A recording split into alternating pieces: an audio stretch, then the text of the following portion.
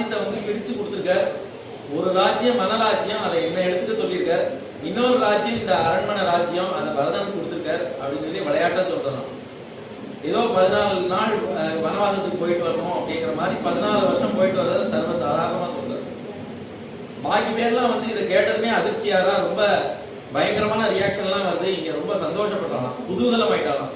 வனவாசம் அப்படின்னு சதுர்தசி வருஷா நீ வஸ்தவியம் தண்டகே மயா 14 வருஷம் தான், ரொம்ப நினைக்காத, 14 வருஷம் தான் நான் போயிட்டு வந்தேன், நீ பத்திரமா இரு அப்படின்னு.